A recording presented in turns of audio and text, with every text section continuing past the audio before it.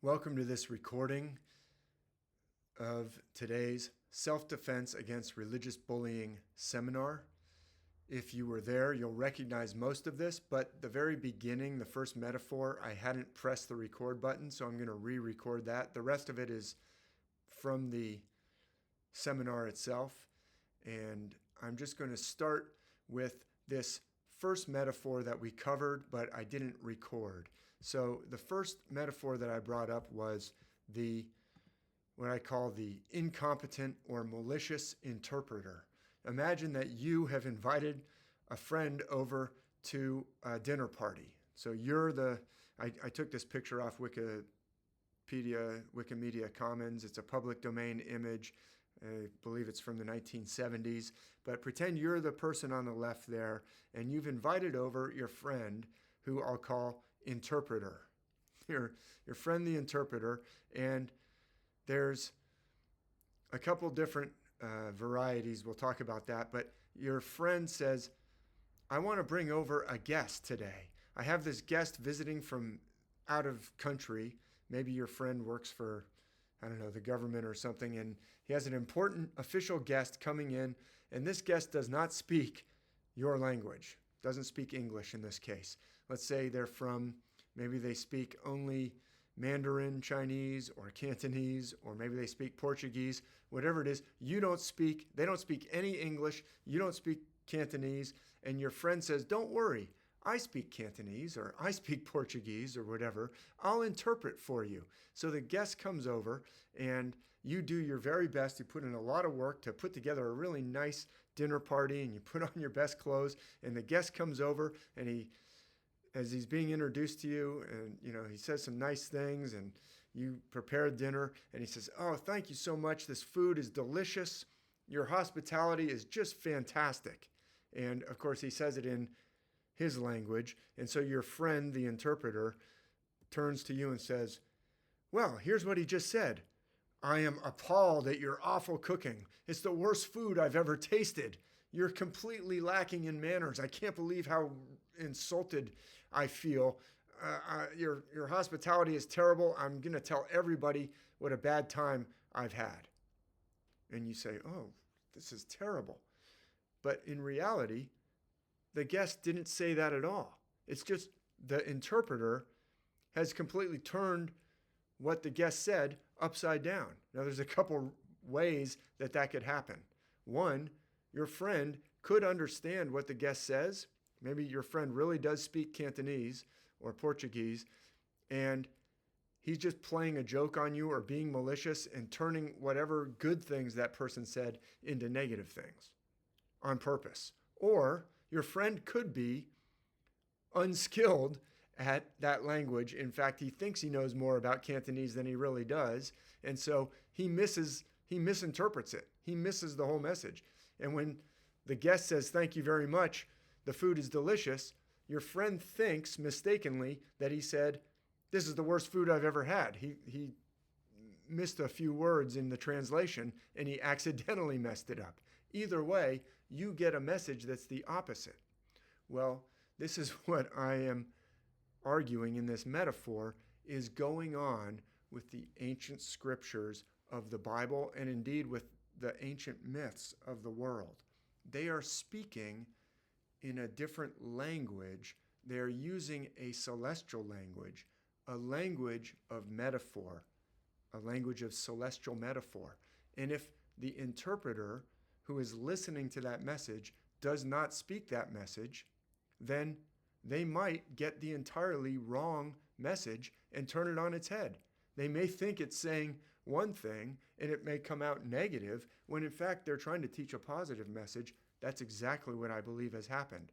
I also believe the malicious part has also happened. I believe there are interpreters down through the centuries who have deliberately turned the message on its head for their own purposes, to exploit or oppress or enslave or manipulate people. And that's still going on. So this misinterpretation can happen in two ways. I believe both of those ways have happened throughout history and continue to happen. But at the bottom, I've left some space to fill in the blanks. how confident would you be if you actually could learn that language that the guest is speaking?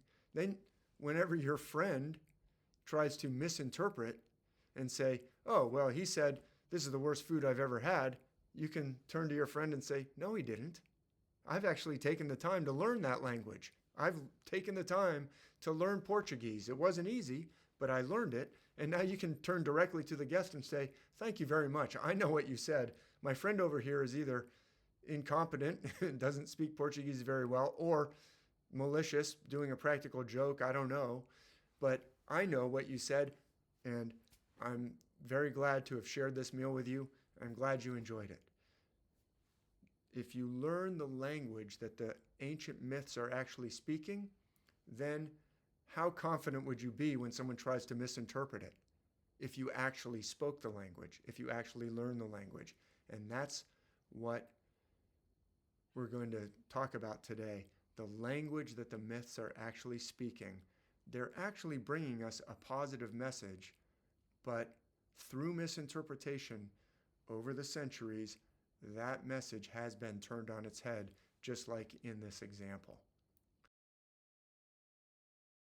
So let me say a little bit more about this new intensive 3-month program that I'm launching. This is the first one starting in July of 2024, and it is entitled Recognizing and Trusting Eternal Self Using Solomon, Joseph, Jesus, Moses, and Greek myth. And it is a course that consists of 3 months of live Zoom meetings with me every 2 weeks. And in between, there's video content and ebook content, workbooks, and things to work on so that we can make the most out of those 2-hour sessions every 2 weeks. So it's a total of 6 2-hour sessions or 12 hours of live Zoom with me, plus additional video content and some workbook content to explore this question of just what is eternal self? Why do I even like to call it eternal self? Where did I get that term? Where does that term come from? What does it mean? What are the ancient myths saying about this eternal self, using illustrations from the Bible, Solomon, Joseph, Jesus, Moses, and how do we recognize eternal self? What are the characteristics of eternal self? And then how do we recognize and trust our own eternal self?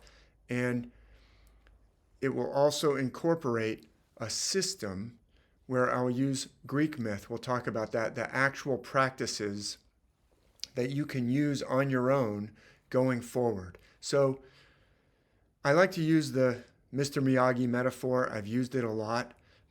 And this is very much like signing up for martial arts training for 3 months. You know, in that famous scene where Mr. Miyagi gives the headband to Daniel-san, he says, this is a symbol. You promise to learn, I promise to teach. It's a symbol of commitment.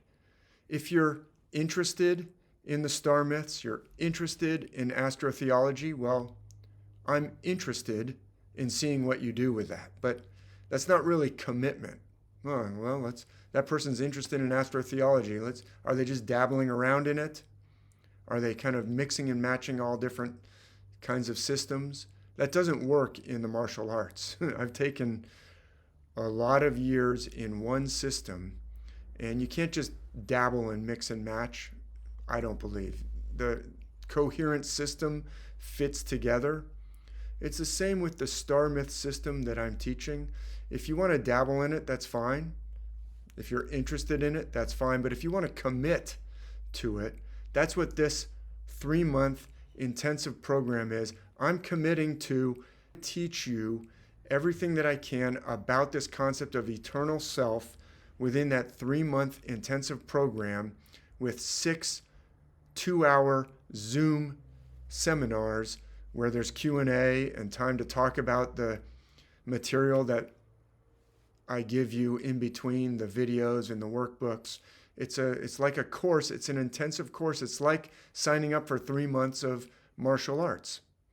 So if you are interested in dabbling, that's fine. And there's lots of resources that I've made available for people to do it on their own. But sometimes learning on your own just isn't enough. It probably isn't enough for most martial arts. You can't just learn it out of a book or off of a video. You can, but for most things like this that are deep and intensive and profound, you need someone to help you, to teach you. And martial arts is pretty much like that. Mr. Miyagi promised to teach if Daniel-san promised to learn. So for this 3-month program, I will do my best to help you make the most of those Zoom seminars where you can ask questions and we can interact, and I'll also be presenting material in those. But in between there will also be additional videos and workbooks. And then I will also incorporate actual practices using Greek mythology, the Greek gods and goddesses. You know, the Bible is very good at illustrating the characteristics of eternal self so that you can recognize eternal self and showing trust in eternal self. Jesus and the 12 disciples, Joseph and his other brothers, the other children of Jacob, Israel, children of Jacob, who changed his name to Israel. But all those different disciples and all the different brothers of Joseph, Joseph is an eternal self figure. That's why he's mentioned in the course title. Jesus is an eternal self figure, but you don't get as much depth on the different brothers of Joseph or the different disciples the way you do with the gods and goddesses of different systems like ancient Greece, the Norse myths, the myths of ancient India. So in terms of going forward with some actual practices to help you in your walk with trusting eternal self, we will also incorporate some teachings from Greek myth. So that's why this 3-month intensive program is called Recognizing and Trusting Eternal Self using Solomon, Joseph, Jesus, Moses, and Greek myth. I really look forward to seeing you there.